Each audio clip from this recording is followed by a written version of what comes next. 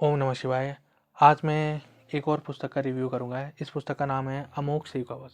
ठीक है, ये गीता गुरुकुल प्रेस के द्वारा प्रकाशित एक पुस्तक है। इसका पुस्तक कोट है 230 रुपया। ठीक है, और पहले तो मैं इसकी डायमेंशन बता देता हूँ, ये कितनी लंबी और कितनी चौड़ी है। ये देखिए, ये करीबन है 5.5 इंच चौड़ी है और लंबाई कितनी है इसकी 4 इंच इसकी लंबाई है, यानी कि 5.5 बाई 4 इंच इसकी डायमेंशन है। ठीक है, देखो ये फ्रंट पेज है इसका। कवर पेज में भगवान शिव जी को दिखाया गया है। ठीक है, ये भगवान शिव जी का अविनाशी स्वरूप है। ठीक, और ये इसका बैग है। बैग में गीता गुरुकुल प्रेस की जानकारी दी गई है, फ़ोन नंबर वगैरह दिया गया है। ठीक है, और उसका लोगो भी है गीता गुरुकुल प्रेस का। ठीक है, मोटाई कुछ इस तरह से, यानी कि इस पूरी किताब में अमोघ शिव कवच ही है। ठीक है, देखिए सबसे पहले फ्रंट पेज ये शुरू हो जाता है।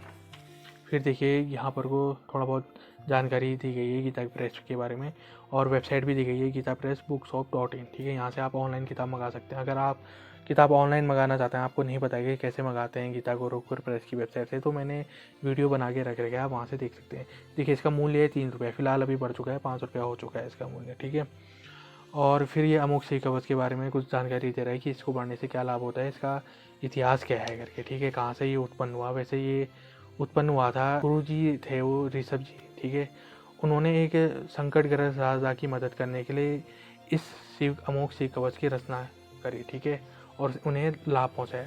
सबसे पहले इसे पढ़ने के लिए ऋष्यादिन्यास पढ़ना पड़ेगा, फिर अथ करन्यास आपको करना पड़ेगा, फिर हृदयादि अंगन्यास करना पड़ेगा, फिर अथ ध्यानम करोगे, फिर जाके इसको पढ़ना शुरू करोगे। ठीक है, अगर आप इतना नहीं कर पाते हैं तो अथ ध्यानम, ठीक है, ये पृष्ठ नंबर 5 से आप पढ़ना शुरू करो। या तो संस्कृत में पढ़े, हिंदी में पढ़े। मैं कहूँगा कि अगर आपको संस्कृत का हिंदी में अर्थ मालूम रहता है तो कवच का ज़्यादा प्रभाव पड़ता है, क्योंकि मन में वो भाव उठते हैं, क्या कहा जा रहा है, क्या पढ़ा जा रहा है। ठीक है, उससे भावों से ही आपका काम बनना शुरू हो जाता है। ठीक है, तो यहाँ से शुरू हो जाता है अमोघ शिव कवच। संस्कृत में यहाँ पर को दिया गया है और यहाँ पर को हिंदी में कहा गया है। ठीक है, ये ऋषभ उवास, ऋषभ जी कहते हैं। ठीक है, ऋषि मुनि द्वारा कहा गया है। ठीक है, ये कह रहे हैं कि पुराणों में बहुत गोपनीय है, सभी पापों को हर लेने वाला है, पवित्र जयदायी तथा संपूर्ण विपत्तियों से नाश करने वाला है। ठीक है, और मैं ये शिव कवच तुम्हारे हित के लिए उपदेश करता हूँ, पहले प्रणाम करो कहते हैं। ठीक है, मैं इसके भी लाभ बताऊँगा आपको। इस तरह से ये कवच चलता है। ठीक है, अब देखिए कितना पेज का कवच है ये पूरा। ये है आपका 30 पेज का कवच है। ठीक है, ठीक है, पूरा कवच ही है इसमें पूरा। ठीक, अब थोड़ा बहुत इसके लाभ सुन लीजिए। ठीक है, अब यहाँ पर को लाभ लिखे भी हैं। ठीक है, ऋषभ जी कहते हैं जिन्होंने इसकी रचना कर रखी है, जिस ऋषि ने, जिस गुरु ने इनकी रचना कर रखी है, वही कह रहे हैं इस प्रकार ये वरदायी शिव कवच मैंने कहा है, ये संपूर्ण बाधाओं को नाश करने वाला है, समस्त देवधारियों के लिए गोपनीय रहता है। जो मनुष्य इस उत्तम शिव कवच को सदा धारण करता है, उसे भगवान शिव के अनुग्रह से कभी और कहीं भी भय नहीं होता है, यानी कि भय नाश करता है। जिसकी आयु क्षीण हो चली है, जो मरण सन्न हो गया, यानी कि मरने जैसा हो गया है, और जिसे महान रोगों ने घेर लिया है, ठीक है, वो भी इस कवच के प्रभाव से तत्काल सुखी हो जाता है और दीर्घायु प्राप्त कर लेता है, नई लंबी उम्र प्राप्त कर लेता है। शिव कवच समस्त दरिद्रता का नाश करने वाला है, यानी कि सभी धन से संबंधित परेशानियों को दूर करने वाला है, सौमंगल्य को बढ़ाने वाला है। ठीक है, मांगलिक चीज़ों को बढ़ाने वाला है। जो इसे धारण करता है वो देवताओं से भी पूजित होता है, यानी कि इसको पढ़ने वाला व्यक्ति उच्च पदों पर जाता है, बहुत मान सम्मान पाता है। ठीक है, बहुत प्रतिष्ठित लोगों से भी वो सम्मान पाता है। ठीक है, अभी के समय में देवता तो धरती पर है नहीं।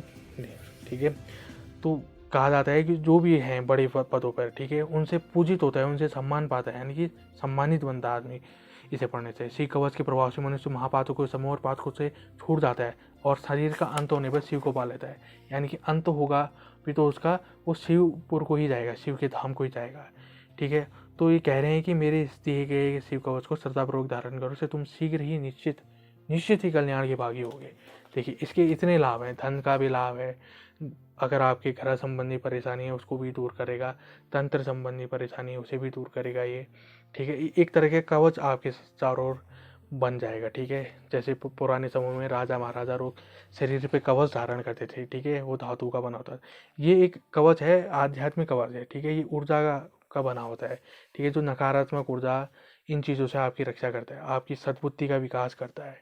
ठीक है, इसे पढ़ने का विधि विधान सिर्फ इतना है, आप यहाँ से कहाँ पर से इस पृष्ठ नंबर 5 से पढ़ना शुरू कर दें।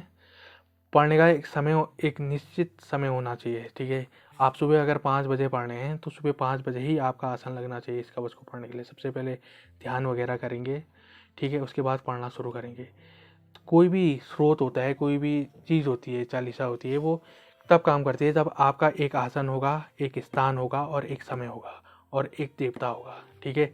एक देवता भगवान शिव जी, एक स्थान आप जहाँ पढ़ रहे हैं आपका मंदिर, एक आसन जिस आसन पर आप बैठते हैं, ठीक है, पढ़ लेते हैं, वो आसन केवल सुबह आपका ये कवच ही पढ़ने के लिए यूज़ होना चाहिए। और एक समय बता दिया 5 बजे, ठीक है। इस तरह से ये कवच आप पे काम करेगा, ठीक है। वैसे 3 बार का पाठ करना इसका उत्तम है। अगर आप 3 बार का पाठ नहीं कर पाते हैं तो सुबह अगर आपने एक बार भी इसका पाठ कर दिया ब्रह्म मुहूर्त में, खास तौर पे ब्रह्म मुहूर्त में आपने इसका पाठ कर दिया 5 या 4:30 बजे की, 4:30 और 5 बजे के बीच में, ठीक है, एक फिक्स समय बना लीजिए, तो आपको ये पूरे दिन भर आपकी रक्षा करे। एक बार ये सिद्ध हो गया तो फिर आप हर तरफ से सुरक्षित हैं, ठीक है। तो ये था गीता गुरुकुल प्रेस के द्वारा प्रकाशित अमोघ शिव कवच। मुझे उम्मीद है आपको मेरे द्वारा दी गई ये जानकारियाँ पसंद आएंगी और इस जानकारी से आपको ज़रूर लाभ होगा। तो मैं भगवान शिव से प्रार्थना करता हूँ कि वो आप सभी की रक्षा करे। इसी के साथ ओम नमः शिवाय।